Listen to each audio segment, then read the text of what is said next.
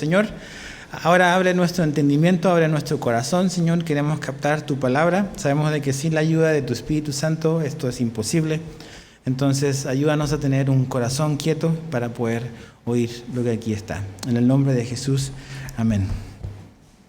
La semana pasada, a manera de un rápido repaso, vimos que hablamos sobre las pruebas. Y Santiago nos decía que las pruebas son inevitables, son muchas y son variadas. Que nuestra fe, al ser probada, va a producir paciencia o perseverancia. La perseverancia no es en automático simplemente por tener fe. La perseverancia viene cuando la fe es probada. Se viene y se produce paciencia o perseverancia. Pero que podemos alegrarnos en medio de la prueba. ¿Por qué?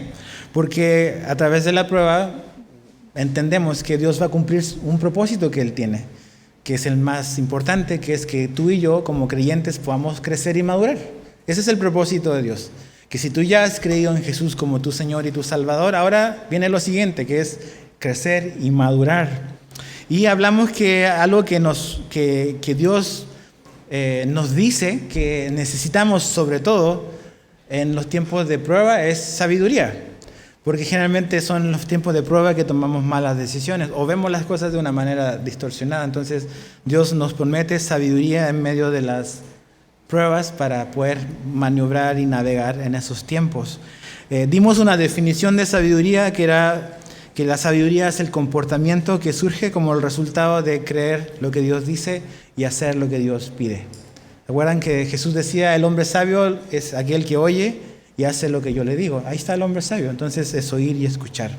Ahora, el verso 9 al 11, que son los 3 versículos nada más que vamos a ver esta mañana, tiene que ver también con sabiduría. Y dice así, verso 9, pero que el hermano de condición humilde se gloríe en su alta posición, y el rico en su humillación, pues él pasará como la flor de la hierba. Porque el sol sale con calor abrasador y seca la hierba, y su flor se cae y la hermosura de su apariencia perece. Así también se marchitará el rico en medio de sus empresas. ¿De qué nos habla ahora Santiago? Básicamente de finanzas, de cosas, de recursos materiales, de dinero, o pudiésemos englobarlo todo eso en nuestra posición social. Es en qué estrato social te tocó vivir o te tocó básicamente navegar en este mundo. Y es interesante porque realmente aquí Santiago hace un contraste entre el hombre o el hermano de humilde condición y el hermano que tiene, que tiene muchos recursos. O podríamos decir entre el pobre y un rico. Ahora, ¿a quién estaba dirigida esta carta? ¿Se acuerdan que decíamos que Santiago escribe esto a los cristianos que estaban dispersos? Había venido la persecución a Jerusalén, los cristianos que estaban ahí fueron desparramados por todo el imperio romano. Eso significó que muchos de ellos básicamente perdieron todo lo que tenían, ya no tenían las cosas que tenían antes y básicamente la vida se hizo cuesta arriba y muy complicada. Cuando tú estudias un poco libros sobre el imperio romano te vas a dar cuenta que la pobreza era mucha, había muchísima pobreza. Y como en todos los tiempos aparentemente había un grupo que era rico, pero la gran mayoría era pobre, no había mucha clase media. Realmente o eran los extremos, o eran muy ricos un poco, o muchos muy pobres. Y ocurría que en la iglesia en general había mucha gente que estaba pasando por momentos de pobreza. Entonces este asunto de la clase social o del estrato social es un asunto que desde esta época ya la Biblia como que se enfoca en hablar sobre ese tema, sobre ese asunto. Siempre a veces estas cosas han causado divisiones en las iglesias. El que la gente que tiene más tenga ciertos privilegios en detrimento de los que tienen menos, y a veces en una misma congregación a veces se arman estos grupos que es básicamente el grupo de la gente que tiene mucho dinero y el grupo que no tiene mucho. No estoy diciendo que eso sea nuestro caso, pero es normal a veces que eso ocurra y eso trae problemas. Y de hecho Santiago va a tocar este tema de las riquezas no solamente aquí en el capítulo 1, sino que en el capítulo 2 y en el capítulo 5. Él habla sobre estas cosas porque son importantes que las entendamos y que las veamos con la perspectiva bíblica. No sé si te recuerdas, pero la semana pasada dije algo, y es que muchas veces cuando estamos en pruebas, Nuestra manera de pensar es que si nada más tuviese un poco más de dinero, esta prueba sería más fácil. Muchos hemos pensado así y aparentemente estos cristianos también habían pensado así. Pero esa no es la respuesta, tener una clase social más alta para poder estar mejor preparado para las pruebas. Lo que el creyente en prueba necesita de sabiduría es lo mismo que el creyente con su condición social. Necesita sabiduría para entender su situación social de acuerdo a lo que la Biblia dice, no de acuerdo a lo que este mundo establece. Entonces, de eso es lo que nos habla Santiago, de riqueza y pobreza o de humildad o prosperidad material. Mira, acompáñame al capítulo 2 de Santiago para que veas que realmente Santiago este es un tema que lo va a repetir a lo largo de la carta. No es muy larga, tiene 5 capítulos, pero lo toca varias veces. Capítulo 2, versos 5 al 6, Santiago 2, 5 al 6. Dice, hermanos míos amados, escuchen. No escogió Dios a los pobres de este mundo para ser ricos en fe y herederos del reino, que Él prometió a los que lo aman. Pero ustedes han despreciado al pobre. ¿No son los ricos los que los oprimen y personalmente los arrastran a los tribunales? Ahí está, Santiago hablando bien claro y directo. Tú dices, Santiago era comunista, era socialista. No, no era nada de eso. Él está hablando con la verdad del Evangelio y le está haciendo ver cómo realmente ellos tienen que ver la situación en la que ellos están. Fíjate capítulo 5, verso 1 al 3. Santiago 5, 1 al 3. Dice, oigan ahora ricos. Lloren y aúllen por las miserias que vienen sobre ustedes. Sus riquezas se han podrido y sus ropas están comidas de polilla. Su oro y su plata se ha oxidado. Sus herrumbres será un testigo contra ustedes y consumirá su carne como fuego. Es en los últimos días que han acumulado tesoros. Entonces tú dices, Santiago como que se las traen contra los ricos. Pues no. Realmente no es que está hablando que la riqueza en sí es un problema. El problema no es tener dinero, el problema es cuando el dinero nos tiene a nosotros. Y la Biblia nos dice claramente que el principio de todos los males es el amor al dinero. ¿Okay? Pudiésemos decir que los recursos son neutros, es cómo tú los usas lo que va a determinar si es pecaminoso o es piadoso. Entonces aquí volviendo al capítulo 1, Santiago dice lo siguiente, pero que el hermano de condición humilde se gloríe en su alta posición.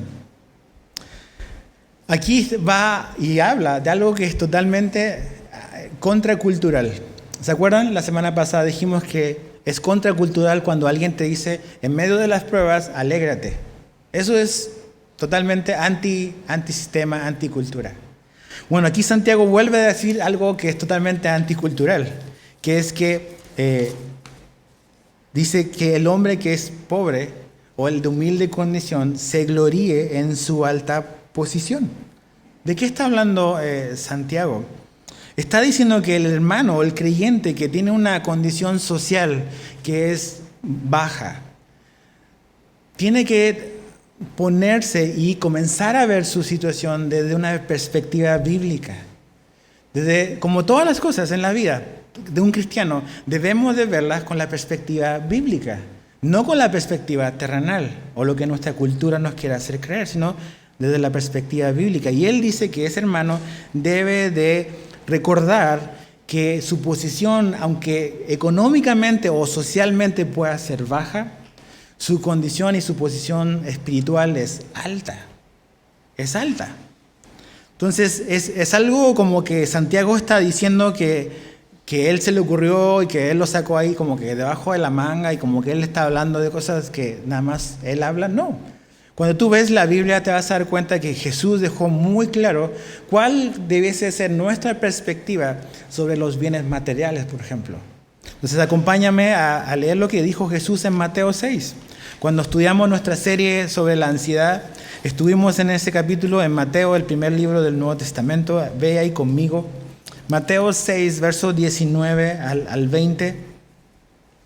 Jesús en este sermón, conocido como el Sermón del Monte, Él habla de todo. Y una de las cosas que Él habla es cuál debe ser nuestra postura y nuestra posición sobre el dinero y sobre los recursos. Y fíjate lo que Él dice, Mateo 6, versos 19 al 20. Dice, no acumuléis para sí tesoros en la tierra, donde la polilla y el herrumbre destruyen, y donde ladrones penetran y roban, sino acumulen tesoros en el cielo, donde ni la polilla ni la herrumbre destruyen, y donde ladrones no penetran ni roban. Porque donde esté tu tesoro, allí estará también tu corazón. Y bájate al verso 25, dice: por eso les digo, no se preocupen por su vida, qué comerán o qué beberán, ni por su cuerpo, qué vestirán. ¿No es la vida más que el alimento y el cuerpo más que la ropa? Ahí está claramente. Jesús deja muy, muy claro desde un inicio a sus discípulos o a la gente que quiere seguirlo cuál es la perspectiva correcta que debemos de tener como cristianos sobre las cosas materiales. Y él dice, esta vida no se trata de acumular tesoros aquí. Ahí está. O sea, sin anestesia, muy directo, muy, muy claro. No se trata de hacer tesoros en la tierra. No que los tesoros no sean importantes, pero los de aquí no son importantes. Los tesoros importantes son los que hacemos en el cielo. Entonces, esto en nuestra sociedad, en nuestra cultura, es como un balde de agua fría. Porque vivimos en una sociedad consumista. Se viene el Buen Fin. Y ahí vamos a andar todos mirando qué vamos a comprar, en qué vamos a gastar el dinero que no tenemos, en qué nos vamos a endeudar a 6, 12 meses. No digo que nos salgan cosas que a lo mejor pueden ser útiles, no sé. No quiero satanizar eso porque no se trata de eso. Pero finalmente Jesús nos deja muy, muy claro que un cristiano que entiende quién es Jesús y quién es Él a la luz de quién es Jesús, no se trata de acumular tesoros aquí. Mira lo que Jesús dice en Lucas. Acompáñame a Lucas, 2 libros después de Mateo. Hacia tu derecha, avanza conmigo. Lucas capítulo 12, verso 15. Lucas 12, 15. Dice: también les dijo, estén atentos y cuídense de toda forma de avaricia. ¿Qué es avaricia? Es ese insaciable deseo de querer tener más, lo que sea. Dice, porque aun cuando alguien tenga abundancia, su vida no consiste en sus bienes. Ahí está otra vez Jesús, dejándolo muy, muy claro. Esta vida no se trata de acumular cosas y esta vida no está definida por los bienes que tienes. En este mundo se nos pone una serie de etiquetas y la gente te ve de acuerdo a veces por lo que tienes, por el carro que manejas, por la marca de auto que usas, por la marca de ropa que utilizas, por la marca de celular que tienes. Y todas esas etiquetas la gente empieza, o todos empezamos como a tenerlas, y en cierta manera empiezan a definir nuestra vida. Y el valor a lo mejor que tú tienes para alguien está determinado básicamente por lo que tienes. O el valor que yo creo tener a veces es por lo que yo creo que he acumulado y es importante y me define. Pero Jesús no nos define y no nos etiqueta por lo que tenemos. No son las cosas materiales lo importante. Jesús dice claramente que la vida no consiste en los bienes que un hombre posea. Entonces otra vez Jesús como que derrumbando esos conceptos y esas ideas que tenemos, que se trata de ahora, se trata de acumular, se trata de tener y se trata de tener en abundancia. No se trata de eso, para nada. ¿Por qué eso es importante para nuestro mundo, para nuestra cultura? Porque nuestra cultura vive básicamente determinado por algo muy corto que es tiempo y terrenal. Entonces, cuando tu vida dices, yo voy a vivir tantos años, pues tengo que hacer lo máximo que pueda en esta vida, porque esto es mi lapso de tiempo. Y cuando en esta cultura lo material, lo económico es lo más importante, por eso la gente hace y compra y tiene lo que tiene. Pero un cristiano al revés, un cristiano entiende que la vida no es un lapso así de tiempo, sino es toda una eternidad. Y que lo importante no es lo terrenal, sino lo eterno. Finalmente lo terrenal se va a perder. Entonces nuestra perspectiva cambia respecto a las cosas que tenemos. No quiere decir que vendo todo y me voy a vivir como un monje a la montaña. Y no estoy diciendo eso. Jesús no lo está diciendo. Pero se trata de poder como que escudriñar en nuestro corazón y lograr ver que Dios nos muestre qué lugar ocupan en nuestra vida las cosas materiales. Otra vez, como dije hace un rato, no está mal tener recursos, pero lo problemático es cuando nuestra vida está bajo el control de esas cosas, de lo material, de comprar, de tener más, de todo eso. Mira lo que Pablo le dijo a Timoteo. Acompáñame a 1 Timoteo capítulo 6. 1 Timoteo 6, versos 9 y 10. 1 Timoteo 6, versos 9 y 10. Vamos a leer desde el 6 al 10. ¿Ya están ahí? ¿Sí? Leo de la Nueva Biblia de las Américas, acuérdense, es otra versión la mía. Dice, pero la piedad, en efecto, es un medio de gran ganancia cuando va acompañada de contentamiento. Ok, la vida cristiana, esa es la vida de la piedad, una vida parecida a la de Cristo. Dice, es de gran ganancia cuando hay contentamiento. Ok, estar contento con lo que tenemos. Dice verso 7, porque nada hemos traído al mundo, y así que nada podemos sacar de él. Un buen recordatorio. Llegamos sin ni uno y sin ni uno nos vamos. Dice, verso 8, y si tenemos, dice, qué comer y con qué cubrirnos, con eso estemos contentos. Dice, ¿por qué solo con eso? Yo quiero más. Todos tomamos desayuno hoy, todos venimos vestidos. Suficiente para estar contentos. Ahora, ¿Dios nos da más de eso? Claro que nos da más que eso. Pero podemos estar contentos con menos. ¿Te das cuenta? No es que voy a estar contento si tengo más. Puedo vivir contento con menos. No quiere decir de que Dios me va a dar menos, pero Él siempre es generoso cuando da. ¿Ok? Pero el contentamiento se puede tener desde lo más básico. Es una actitud del corazón, de gratitud por lo que Dios nos da. Entonces dice, verso 9, pero los que quieren enriquecerse, dice, caen en tentación y lazo, y en muchos deseos necios y dañosos que hunden a los hombres en la ruina y en la perdición. Porque la raíz de todos los males es el amor al dinero, por el cual, codiciándolo algunos, se extraviaron de la fe y se torturaron con muchos dolores. Algo que me llama mucho la atención que dice aquí Pablo está en el verso 9. Dice, pero los que quieren enriquecerse. No está hablando en contra de los ricos, sino que contra cualquiera que, siendo cual sea su condición, quiere enriquecerse. A veces pensamos que Dios está en contra de los ricos y solo a favor de los pobres por ser pobres, y está en contra de los ricos simplemente por ser ricos. Ese no es el problema. Ese no es el problema de Dios. El problema que Dios nos confronta es con nuestra avaricia.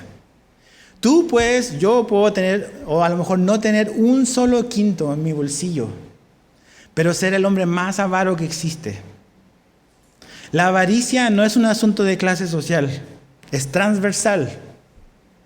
Aquí está como que delatando o exponiendo una persona, sea cual sea la condición, que quiere enriquecerse. Que toda su vida piensa nada más en tener más, porque no está contento, no está con contentamiento con lo que Dios le ha dado. Y eso es un pecado.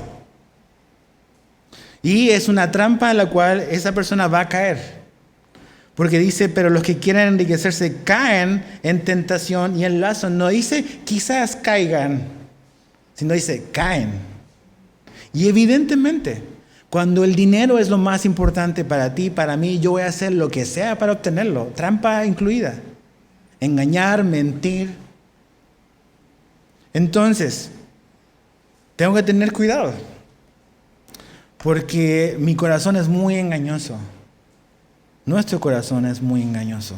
Entonces, ¿cuál es la perspectiva de Jesús? No acumules tesoros acá. La vida no se trata de lo que tienes. Acumula tesoros en el cielo. Ahí nadie te los va a poder robar. Ese es el banco más seguro que hay. Y te va a dar dividendos por la eternidad. Eso es lo que tenemos que hacer. Ahora, ¿qué le dice específicamente, volviendo ahí a Santiago, al hermano que es de humilde condición? Dice que él debe de gloriarse en su alta posición.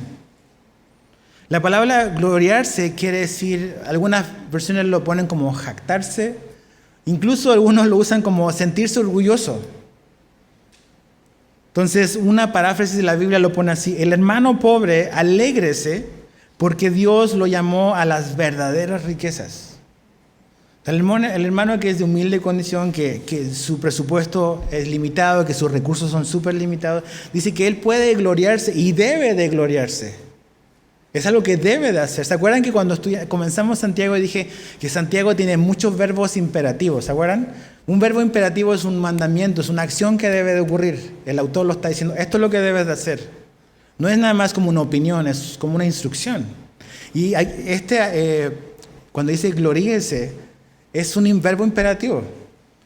Santiago le está diciendo a los hermanos que tienen una mala economía, ustedes tienen que alegrarse, aún en medio de la situación y la condición social en la que están. ¿Por qué? Porque realmente su posición verdadera es una posición alta en el reino de Dios. Muy interesante. La solución que Santiago da al humilde no es enriquécete. ¿Te das cuenta? No es la solución. La solución no es hacer al que no tiene nada más millonario y al millonario hacerlo pobre. La Biblia no habla de eso. La solución es tener sabiduría en la condición que nos ha tocado vivir. No quiere decir de que Santiago no está diciendo que no ayudamos al necesitado. La Biblia enseña que debemos de ayudar al necesitado. Pero el que está necesitado debe de aprender o debo de aprender a poder tener sabiduría para comprender cuál es mi verdadera posición.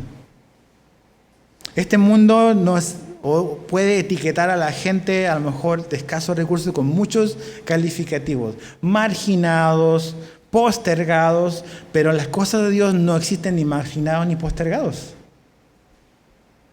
A lo mejor terrenalmente en este mundo caído hay diferencias, ¿verdad? Hay injusticias. Acuérdate, no vivimos, esto no es el cielo. Esto todavía no es el reino de Dios. En este mundo hay maldad, hay injusticia, hay perversidad.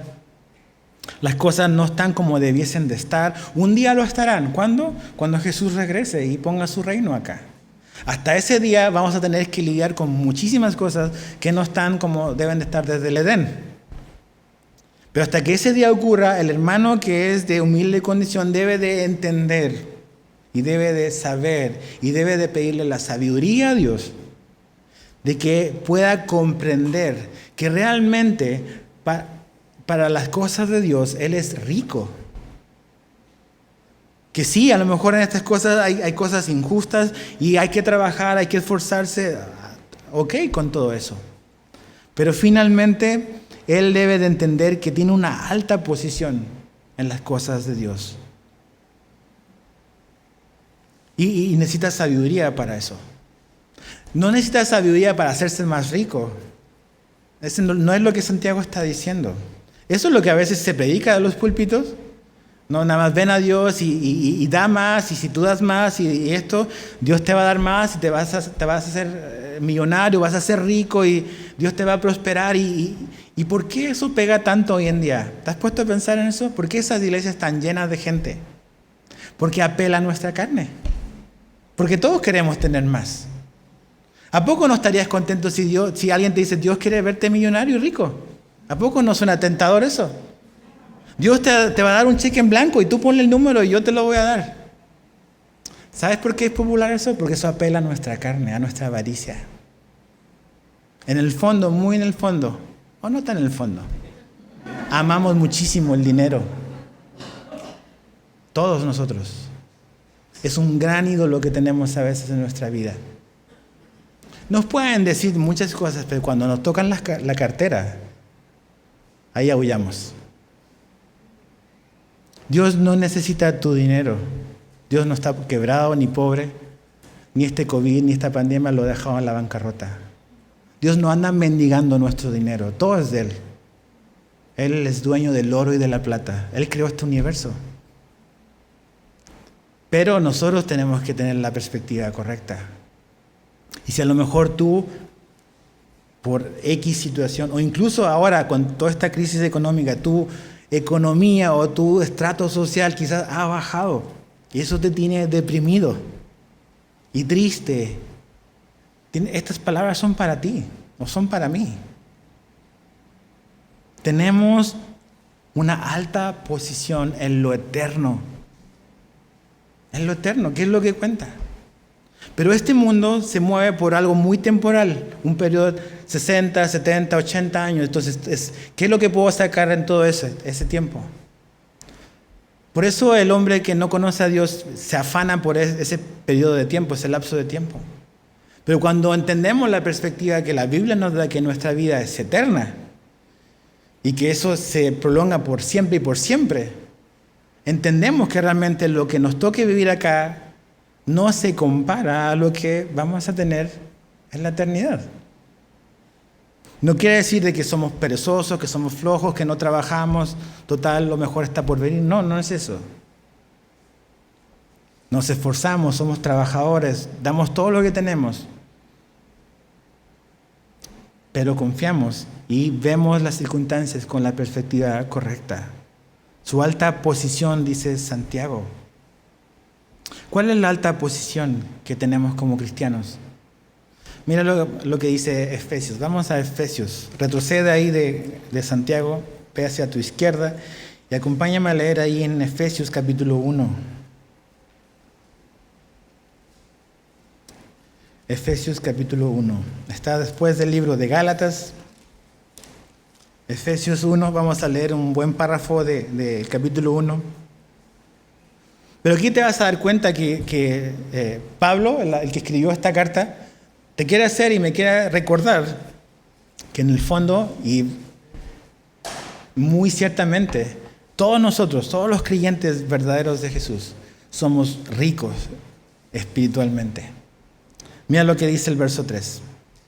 Bendito sea el Dios y Padre de nuestro Señor Jesucristo, que nos ha bendecido con toda bendición, ¿y qué dice ahí? Espiritual, ¿verdad? En la versión de muchos, quisiera que dijese con toda bendición material, ¿verdad? Pero nosotros no somos los editores de la Biblia. Ahora, si somos sinceros y no faltamos a la verdad, todo lo que tenemos nos lo ha dado Dios. Santiago nos va a decir más adelante que toda buena dádiva procede de Dios. Pero algunos tendrán más que otros. No es parejo esto. No es igual para todos. Pero lo que es igual para todos es toda bendición espiritual, eso sí. Dios nos ha bendecido con toda bendición espiritual, dice, en los lugares celestiales en Cristo, ¿ok? Todo esto es gracias a Jesús. Verso 4. Porque Dios nos escogió en Cristo antes de la fundación del mundo, para que fuéramos santos y sin mancha delante de Él en amor.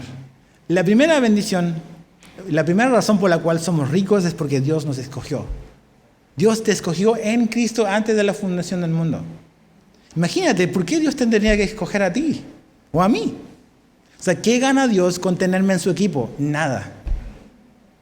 Yo siempre pongo este ejemplo y si no te gusta el fútbol no va a significar nada para ti. Pero es como si Messi te invitara a jugar una cáscara y te eligiese a ti y a mí para jugar en su equipo. O sea, ¿qué gana Messi con que yo juegue con él? Nada. Y diría, ¿yo? O sea, te voy a perjudicar más que ayudarte. Si no te gusta Messi, si te cae gordo, bueno, Cristiano Ronaldo, ¿no? O sea, que te eligieran a ti para jugar en su equipo. Dices, ¿por qué me elegiría a mí? ¿Porque soy buen jugador? Mejor que él, lo dudo. Entonces, eso nos debe de asombrar y nos debe de llevar a la gratitud. Que Dios, sabiendo muy muy bien quiénes somos y cómo somos, Dios haya decidido a través de Jesús elegirnos desde antes de la fundación del mundo. Ya con eso cerramos la Biblia y nos vamos para la casa. Que Dios, ya somos elegidos por Dios. No porque somos buenos, sino porque Dios es bueno. Pero sigue la lista, dice verso 5, nos predestinó para adopción como hijos para sí mediante Jesucristo. ¿Te das cuenta? Todo es por Jesús, conforme a la buena intención de su voluntad. La segunda bendición es que somos adoptados. No solamente Dios nos escogió, sino que Dios nos ha hecho su familia. Somos sus hijos. Somos parte de su familia. Dice verso 6, para alabanza de la gloria de su gracia. No es para alabanza de mí, de yo, sino es para alabanza de su gloria, de Dios. Dice que gratuitamente ha impartido sobre nosotros en el amado. Verso 7, en él tenemos redención mediante su sangre. Ahí está otra bendición que tenemos, otra riqueza, que hemos sido redimidos, o sea, fuimos comprados por un precio muy alto. ¿Cuál fue ese precio? La sangre de Jesús. Esta idea de redención es el concepto del primer siglo, cuando los esclavos eran vendidos en un mercado de esclavos. Y venía un hombre rico y decía, yo quiero a ese esclavo, lo quiero como siervo, yo pago y lo compro y lo hago mío. Ok, tú y yo estábamos en el mercado de esclavos del pecado. Y Jesús se fijó en ti y te salvó, y pagó un precio, la sangre de Jesús, para hacerte libre. Pero eso significa que ya le perteneces a Él. Esa es otra bendición. Dice verso 7, en Él tenemos redención mediante su sangre, el perdón de nuestros pecados. Ahí está otra bendición. Tus pecados del pasado, del presente y del futuro son perdonados. Imagínate. O sea, tenemos la opción de que nuestros pecados sean perdonados y sean limpiados.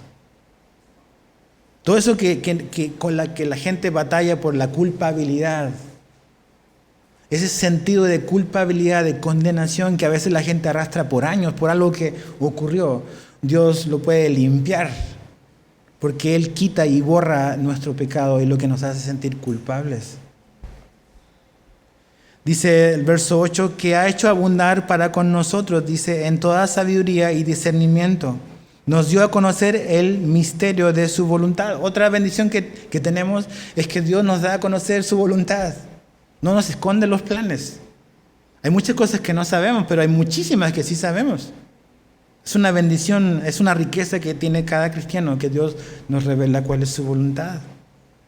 Dice, verso 10, con miras a una buena administración en el cumplimiento de los tiempos, es decir, de reunir todas las cosas en Cristo, tanto las que están en los cielos como las que están en la tierra. También en Él hemos obtenido herencia, habiendo sido predestinados según el propósito de aquel que obra todas las cosas conforme al consejo de su voluntad. ¿Cuál otra bendición tenemos? Tenemos una herencia en los cielos, no en esta tierra. Somos altamente privilegiados.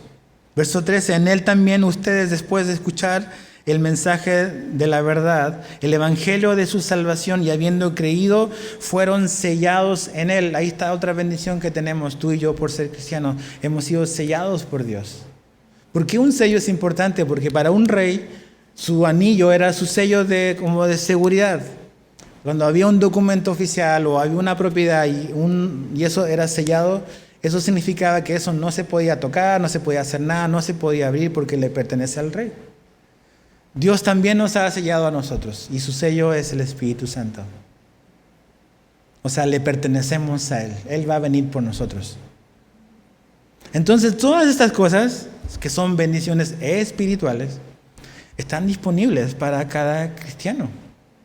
Entonces, ¿cómo caminarías tú? ¿Cómo bajarías tú esta escalera? ¿Cómo subirías esta escalera si tú supieses que en la cuenta de tu banco hay $100 millones? ¿A poco no caminarías distinto? Así confiado. O sea, ¿a qué le temo? Tengo un montón de recursos, ¿verdad? Entonces, ¿por qué como cristianos, teniendo todos estos recursos, a veces andamos así?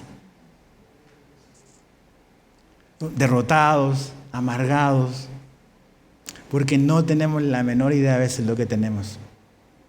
Somos ricos espiritualmente. Tú dices, no, es que apenas tengo para pagar mi renta. Eres rico espiritualmente. Porque Dios va a proveer por ti, Él nos promete que Él va a proveer por nosotros. Lo vimos cuando estudiamos sobre la ansiedad. Echa tu ansiedad sobre Él. Él alimenta a los aves que valen mucho menos que tú para Él. Él cuidará también de ti. Entonces, somos ricos. Van así, el pastor se hizo de la prosperidad ahora, no. Ricos espiritualmente. Entonces, la solución para el hermano que es de humilde condición es recordar quién es Él en Cristo. Todo lo que tiene en Jesús.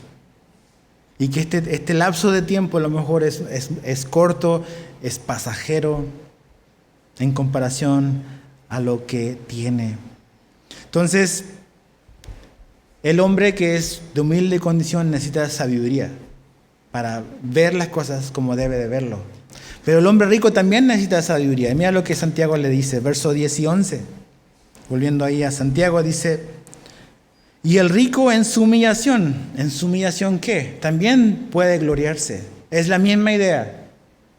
Dice: y el rico en su humillación, pues él pasará como la flor de la hierba, porque el sol sale con calor abrasador y se seca la hierba y su flor se cae y la hermosura de su apariencia perece. Así también se marchitará el rico en medio de sus empresas.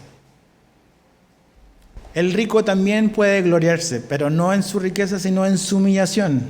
Mira cómo lo pone J.B. Phillips. Él pone este versículo de la siguiente manera.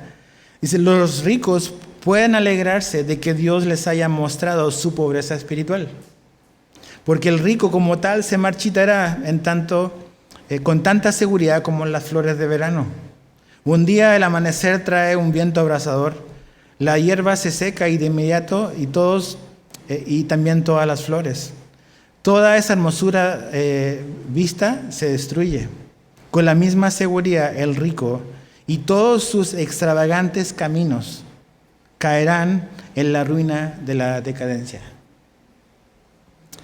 Ok, la solución no es ni hacer al pobre millonario ni al millonario hacerlo pobre. Esto no es socialismo, ok. Jesús no era un revolucionario, no. La solución es que el hombre humilde necesita sabiduría para entender cuál es su verdadera posición, pero el hombre rico también necesita sabiduría. O el que tiene más, el que es próspero materialmente. ¿Cuál es la perspectiva que el hombre rico también debe tener? Que todo lo que tiene es temporal y pasajero. Esa es la sabiduría que él debe tener. Que todo lo que tiene es temporal y es pasajero. Otra vez, la misma perspectiva de Jesús. No hagas tesoros en la tierra. Haz tesoros en el cielo. La tierra es temporal, el hollín, el ladrón, todas esas cosas te van a robar, vas a perder lo que tienes. Pero en el cielo, si tú inviertes tus recursos, tu tiempo, tus talentos en lo eterno, ahí jamás nadie ni nada te lo va a robar. Entonces el rico debe tener esa perspectiva, la perspectiva de Jesús. No hagas tesoros aquí. Entonces, ¿cuál es la sabiduría que necesita el que tiene mucho? Recordar que todo esto es temporal. Y es muy difícil, ¿verdad? Las cosas materiales son muy tentadoras. Son muy tentadoras. Entonces, ¿qué es lo que pasa? Que a veces se nos olvida que las cosas son temporales. Y vivimos vidas o vivimos pretendiendo tener un estatus social que no tenemos. Entonces vivimos endeudados porque queremos tener o vivir una vida que no hemos sido llamados a vivir. Entonces, ¿por qué a veces me endeudo? No digo que sea todo el caso, pero a veces nada más es por tener más, por aparentar más, por relacionarme con cierto tipo de gente, por obtener ciertos trabajos, hay que mantener cierta imagen. Pero vivimos endeudados, esa deuda no nos permite ser generosos, no nos permite dar al necesitado, a la iglesia, a las necesidades. No nos permite. ¿Por qué? Porque estamos viviendo una vida que no nos corresponde vivir. Y tenemos todas nuestras tarjetas de crédito hasta el tope, porque estamos queriendo vivir una vida que no nos corresponde. Entonces, estamos echando todos nuestros recursos en algo que es temporal, que se va a perder, que no te vas a poder llevar ni tú ni yo cuando nos muramos. Veía en estos programas bastante como que sí, poco cómicos de Estados Unidos hace un par de años, de un hombre millonario de Texas que lo que él más amaba era su Cadillac convertible rojo. Y él pidió que donde él se fuera al más allá, él quería irse con su carro. Y él pidió que lo sepultaran a él con su carro también dentro de la fosa donde él lo iban a poner. Él quería llevarse su carro. como los faraones, ¿no? Que le ponían todas las cosas. No nos vamos a llevar nada, absolutamente nada. Entonces vale la pena perder mi vida tratando de ganar el mundo si pierdo mi alma a cambio.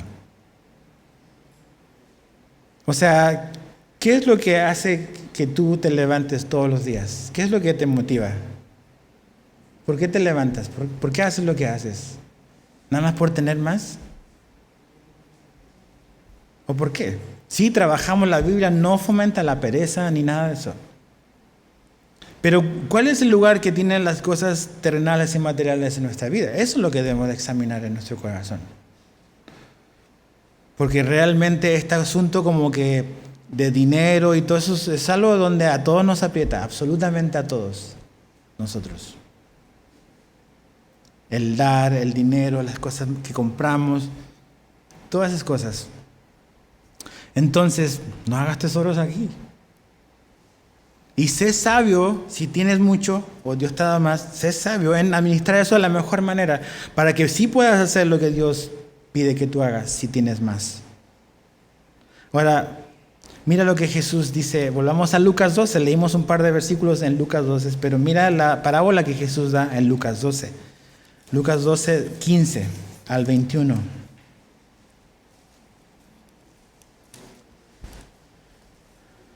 Lucas 12, 15 al 21. Dice, también les dijo, estén atentos y cuídense de toda forma de avaricia, porque aun cuando alguien tenga abundancia, su vida no consiste en sus bienes. Eso lo leímos hace un rato, pero fíjate. Entonces les contó una parábola. La tierra de cierto hombre rico había producido mucho, y él pensaba dentro de sí, ¿qué haré, ya que no tengo dónde almacenar mis cosechas? Entonces dijo, esto haré, derribaré mis graneros y edificaré otros más grandes, y allí almacenaré todo mi grano y mis bienes. Y diré a mi alma, alma, tienes muchos bienes depositados para muchos años, descansa, come, bebe, diviértete. Pero Dios le dijo, necio. Necio, dice. Esta misma noche te reclaman el alma. ¿Y ahora para qué será o para quién será lo que has provisto? Así es el que acumula tesoros para sí y no es rico para con Dios. Si no tengo mucho, voy a derrumbar, voy a hacerlo más grande para tener más, porque ya voy a disfrutar, voy a pasarla bien. Y Dios le dice, eres un necio porque no tienes la menor idea de que hoy te mueres. Así. ¿Por qué? ¿Por qué este hombre hace eso? Porque no tiene la sabiduría que necesita para entender que las cosas materiales son pasajeras, son temporales. Y Dios nos da las cosas para que las disfrutemos absolutamente. Eso lo dice Pablo en Timoteo. Dios nos da abundantemente para que disfrutemos. Más la línea a veces es muy, muy delgada, en que cuando una bendición se transforma en casi una maldición, o sea, ya lo que tenemos ya se apoderó de nuestro corazón, de nuestra lealtad, de nuestros afectos. Entonces tú y yo necesitamos examinar nuestro corazón. Porque tú puedes decir, no, yo no tengo nada, pero eso no tiene nada que ver, la codicia y la avaricia, con lo que tienes o no. No importa si tienes mucho o poco, puedes ser la persona más avara del mundo. Entonces, ok, ¿qué es lo que debe de hacer el hombre que tiene más? El hombre que Dios, por su gracia, ha provisto que esa persona tenga más económicamente. ¿Qué es lo que debe hacer? Mira, eso es lo que dice 1 Timoteo 6. Vamos a 1 Timoteo 6. 1 Timoteo 6, verso 17 al 19. Dice, a los ricos en este mundo. Ok, Pablo le está hablando a hermanos cristianos que son ricos terrenalmente, que tienen abundancia. Dice, a los ricos en este mundo, enséñales que no sean altaneros, A veces el dinero te hace ser orgulloso y te hace tener una actitud así arrogante. Dicen, no sean altaneros ni pongan su esperanza en la incertidumbre de las riquezas.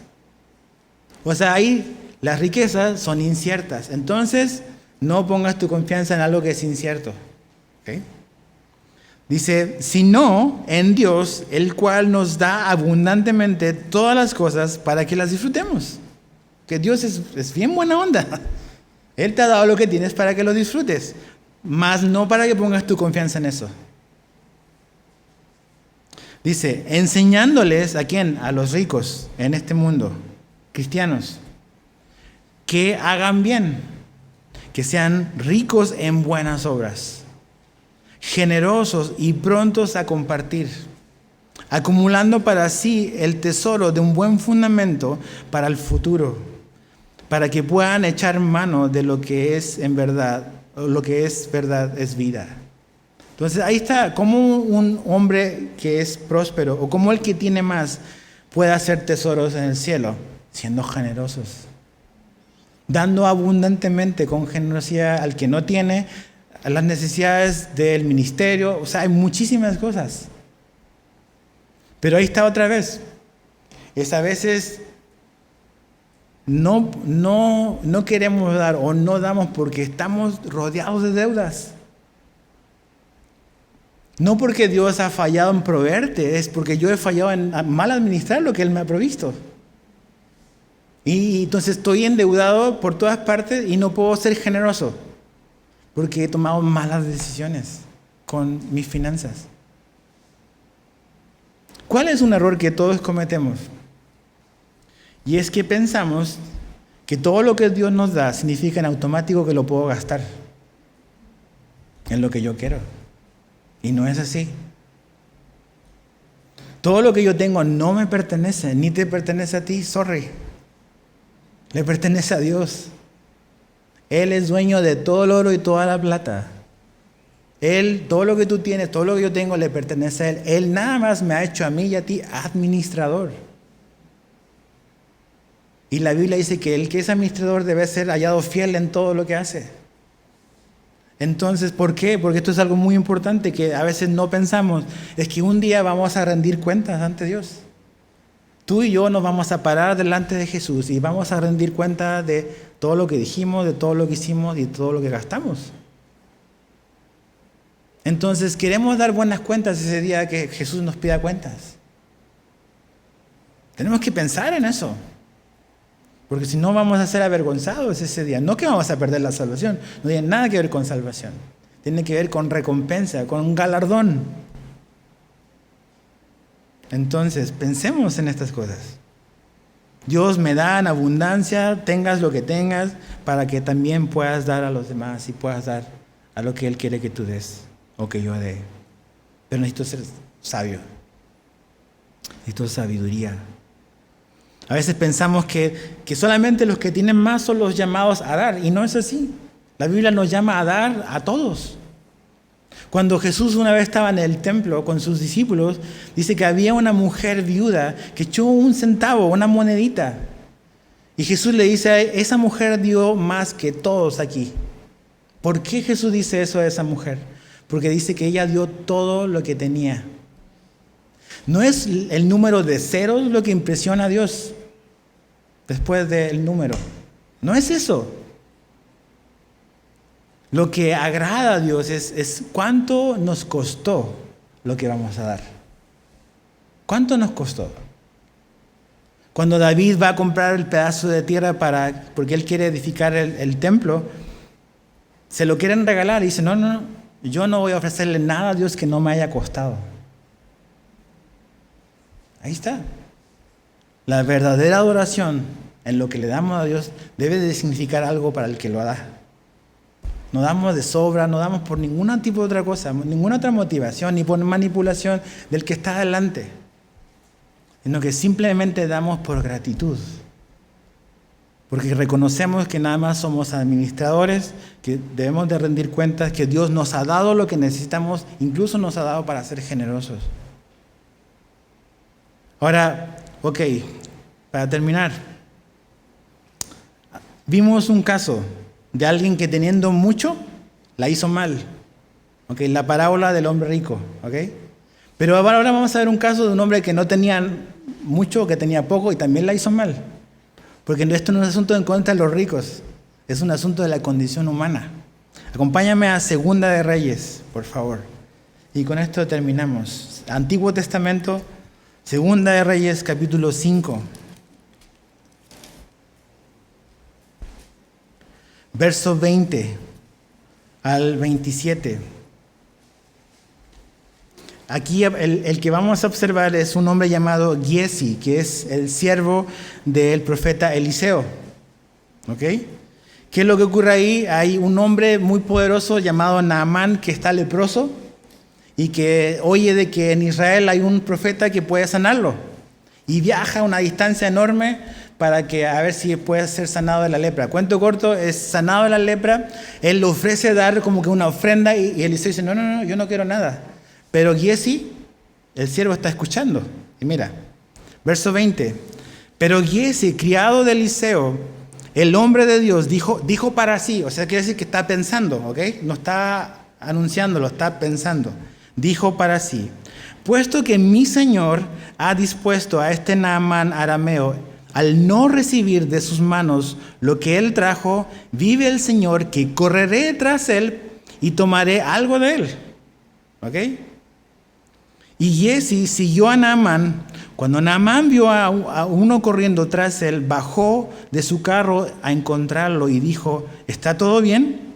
Y él dijo, todo está bien, mi Señor. Mi Señor me ha enviado diciendo, en este mismo momento 2 jóvenes de los hijos de los profetas han venido a mí de la región montañosa de Efraín. Te ruego que les des 34 kilos de plata y 2 mudas de ropa. Y Naamán dijo, dígnate aceptar 64 kilos. ¿Ves? El hombre está agradecido. Dios lo sanó de la lepra. Dice, y le insistió y ató 64 kilos de plata en 2 bolsas con 2 mudas de ropa y los entregó a 2 de sus criados y estos los llevaron delante de Giezi. Verso 24, cuando llegó al monte los tomó de sus manos y los guardó en la casa. Luego despidió a los hombres y ellos se fueron. Entonces él entró y se puso delante de su señor y Eliseo le dijo, ¿dónde has estado, Giezi? Y él respondió, tu siervo no ha ido a ninguna parte. Entonces él le dijo, ¿no iba contigo mi corazón cuando el hombre se volvió de su carro para encontrarte? ¿Acaso es tiempo de aceptar dinero y de aceptar ropa, olivares, viñas, ovejas, bueyes, siervos y siervas? O sea, es como si Eliseo le está diciendo, ¿acaso en tu condición estás insatisfecho con lo que Dios ha provisto por ti? ¿Quieres más? ¿Y así? ¿De eso se trata? Verso 27. Por tanto, la lepra de Naamán se te pegará a ti y a tus descendientes para siempre. Y él salió de su presencia, el leproso, blanco como la nieve. Ahí está, el hombre que no tiene nada. Vimos el que tiene mucho y quiere más, y el hombre que no tiene nada y quiere más. ¿Te das cuenta cuál es el problema? Es el mismo. Un corazón insatisfecho. Peligroso. No estoy diciendo que Dios te va a mandar lepra, pero definitivamente eso no honra y no agrada a Dios. Entonces tenemos mucho que examinar nuestro corazón.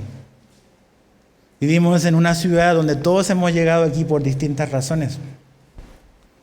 Mucha gente viene a esta ciudad por un mejor trabajo, con la ilusión del sueño cancunense. Que ya no sé qué tan sueño será eso, pero... Y a lo mejor llegaste a esta ciudad pensando que aquí vas a tener mejor dinero, más trabajo, mejores oportunidades. Y a lo mejor algunos de ustedes sí ha sido así el caso. Pero aquí Jesús te salió al encuentro, ¿no? Y te ha mostrado algo mucho mejor que lo que jamás podías haber soñado. Que es vida eterna, gozo eterno, salvación. Pero necesitamos continuar poniendo un vigilante en nuestro corazón, porque nuestro corazón es muy engañoso. Que Dios nos ayude a ser sabios con lo que Él nos ha dado. sea poco, sea más o menos, o sea mucho. ¿Va? Vamos a orar. Señor, te damos gracias por tu palabra. Gracias porque tú eres bueno con nosotros, Señor. Gracias por Jesús, que por Él tenemos todas estas bendiciones, Señor. Nos has bendecido con toda bendición espiritual. Y podemos reconocer, Señor, que todo lo material que tenemos, nuestro esfuerzo quizás no significaría nada si tú no nos hubieses bendecido. Entonces, Señor, humildemente reconocemos que todo lo que tenemos es por ti. Pero, Señor, ayúdanos a comprender lo pasajero de lo terrenal, de lo material. Ayúdanos a administrar las finanzas de una manera que te honremos. Que podamos tener para compartir. Que podamos tener para apoyar la obra de Dios. Que podamos invertir en las cosas eternas. Y no nada más pensar en nuestros gustos, nuestros caprichos. Señor, nos has dado más de lo que merecemos definitivamente. Pero, Señor, queremos ser buenos administradores. Entonces, ayúdanos hoy. Y si estamos en una condición donde básicamente ha sido por nuestra negligencia, danos la sabiduría. Ayúdanos, Señor, a poder salir. Que nuestra necedad, nuestra terquedad, Señor, no nos vuelva a transitar por ese camino. Abre nuestros ojos, lo poco mucho que tenemos o que tú pongas en las manos de nosotros, que podamos dar buenas cuentas ante ti. Gracias, Señor, te damos y te lo pedimos en el nombre de Jesús. Amén.